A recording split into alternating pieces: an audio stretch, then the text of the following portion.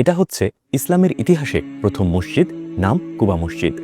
হাদিসে এসেছে, কেউ যদি নিজের ঘর থেকে সুন্দর করে অজু করে মসজিদে কুবায় আসে এবং 2 রাকাত নামাজ আদায় করে, তবে তাকে একটি ওমরা করার সোয়াব দান করা হয়। রাসূল সাল্লাল্লাহু আলাইহি সাল্লাম যখন মক্কা থেকে মদিনায় হিজরত করে এসেছিলেন, তখন মদিনা শহরে প্রবেশের আগে তিনি কয়েকদিন এই কুবা নামক স্থানে অবস্থান করেছিলেন। আর তখন কুলসুম ইবনুল হিদম রাদিয়াল্লাহু আনহু নামক এক সাহাবীর জমিতে এই মসজিদটির ভিত্তিপ্রস্তর স্থাপন করা হয়। এই কুবা মসজিদ মসজিদে নববী থেকে প্রায় 5 কিলোমিটার দূরে অবস্থিত। বর্তমানে উন্নত যোগাযোগ ব্যবস্থার কারণে গাড়িতে এখানে আসতে খুব জোর 5 থেকে 10 মিনিট সময় লাগে। কিন্তু সেই 1400 বছর আগের কথা মনে করুন।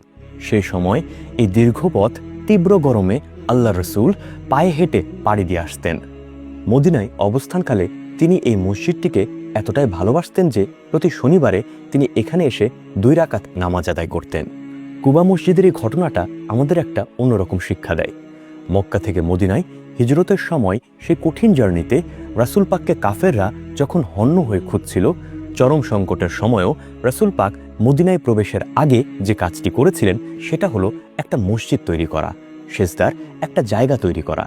এখন নিজেদের জীবনের সাথে এ বিষয়টা একটু মিলিয়ে বলি। ধরুন আপনি যখন নতুন কোনো একটা শহরে যান, কিংবা নতুন কোনো একটা ফ্ল্যাটে উঠেন, কিংবা নতুন কোনো একটা ব্যবসা শুরু করেন, তখন কিন্তু আপনার মাথায় সর্বপ্রথম আসে যে ফ্ল্যাটটাকে সুন্দর করে সাজাতে হবে, লাক্সারিয়াস কম্পোনেন্টসের প্রয়োজন পড়বে, ইত্যাদি ইত্যাদি। আর মসজিদ বা ইবাদতের জায়গাকে আমরা রাখি লাস্ট চয়েস হিসেবে, কেউ কেউ তো সেটাও রাখি না। অথচ আল্লাহর রসুল আমাদের শিখিয়ে গেছেন যে তোমার জীবনের সেটেলমেন্ট যেখানেই হোক না কেন, ভিত্তিটা কিন্তু হতে হবে সেজদার মাধ্যমে। যার ফলে জীবনের শুরুটা যদি আল্লাহর ঘরের সাথে কানেক্টেডই না থাকে, তাহলে জীবনে বরকতটা আসবে কোথায় থেকে?